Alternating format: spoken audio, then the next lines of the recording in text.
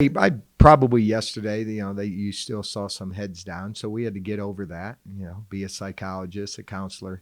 They always say after big wins or even tough losses, is 7 days to recover mentally. And you don't get that luxury. So yesterday we were fortunate that this is our first true full week of a game week. We came back from North Dakota State, and you lost a day. So to be able to come in Monday morning, go through the film, evaluate the film, give our young men the day off on Sunday just for treatment and optional lifts, come in on Monday, watch the tape, be able to get on the practice field on Monday, make the necessary corrections, and then be ready for, the hardest day of the week is Tuesday, which we just walked off the field. And, we challenged them to be competitive in practice because that just gives you a chance. And then being consistent with that, probably last week, if you ask our kids how was practice today comparable to last week, you'd say there was a huge difference. So today I actually felt like our young men practiced the way you need to practice.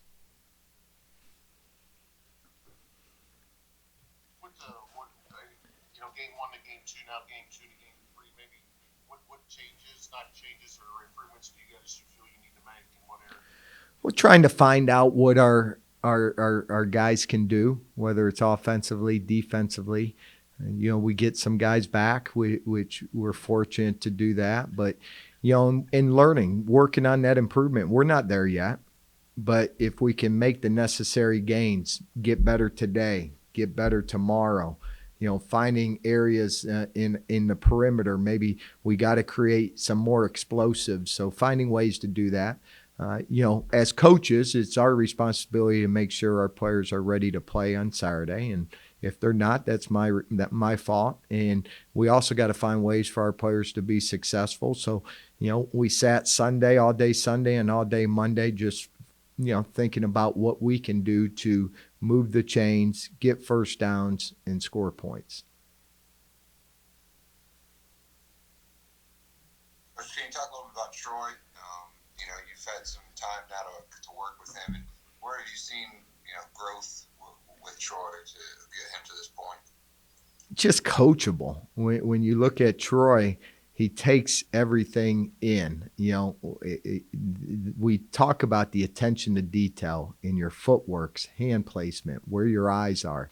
And he has a great coach in Coach Yabodi, who has a lot of playing experience himself at Ohio State and the NFL, and he brings that experience. And, I believe our corners are bought into the techniques that Coach Yabodi is teaching them. But, Coach Yabodi would say that Troy is very coachable. He takes everything that you teach him to the football field.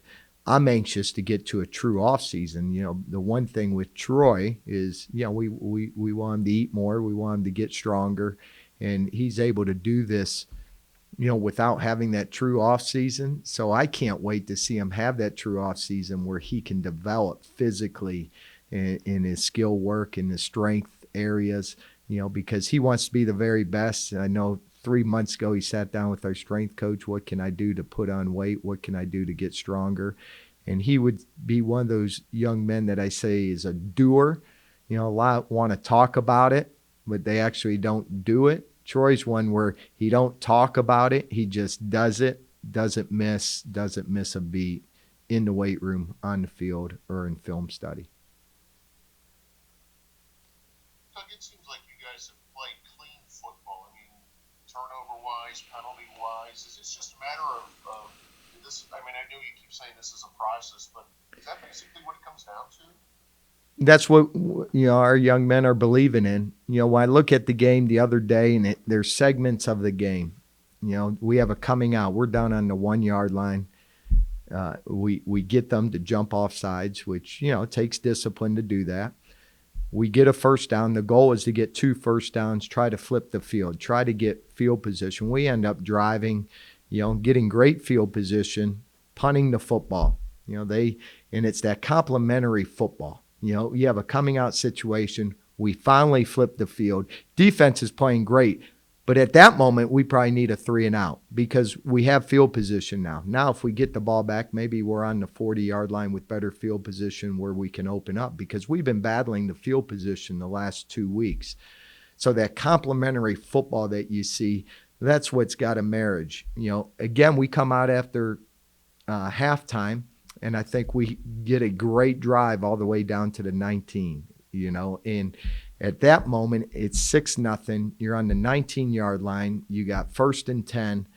We needed to score points there. We needed to score a touchdown first. It would have been great to see how our sidelines, how the crowd would have reacted going up 7-6. The momentum of a football game changes.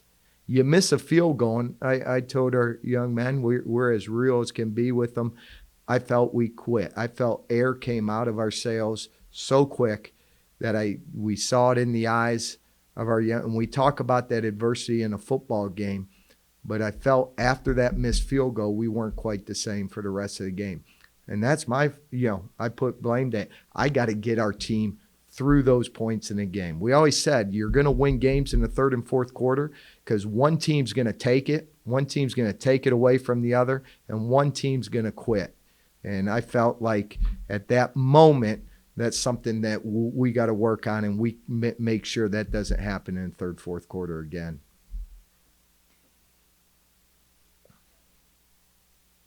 When you look at Southern Illinois, obviously Nick Baker has been there, seems like he's been there forever. What do they bring to the table coming off a big win over North Dakota State? They had to battle the quarterback injury from week 1.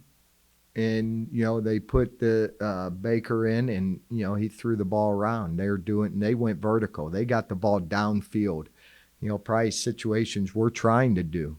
And, they had some great playmakers on the perimeter, number 17, Lenore, and number 11, Cox. Those guys made a lot of plays downfield. They got 2 complementary running backs, number 1, the Elliott, who's quick, speed, can get to the perimeter. And then the Wildcat package, the big boy comes in, 6'2", 245 pounds, to Williams. So, they're a threat offensively. Defensively, they bring a lot of returning starters. And you got to look at the way they built their program. We do a history every Tuesday morning before we take the field just on our opponent and where they have gone in the last 5 years. And, to see them have success last year at the end of the year to get the 7-5 top 25, they didn't just start this process.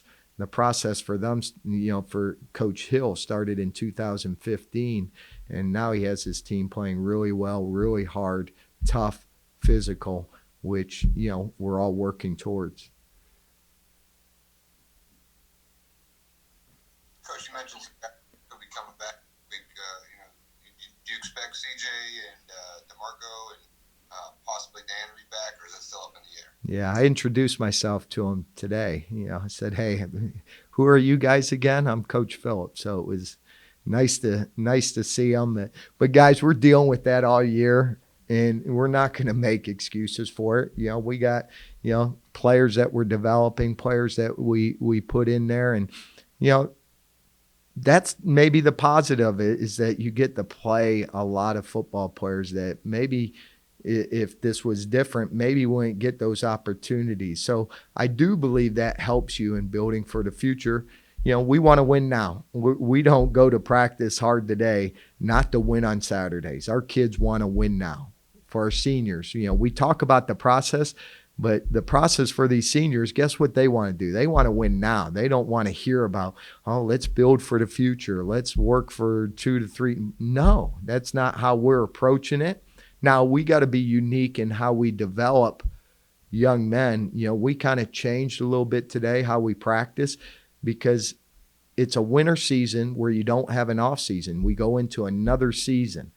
When do you really have a chance to develop your young offensive line or get them stronger in the weight room?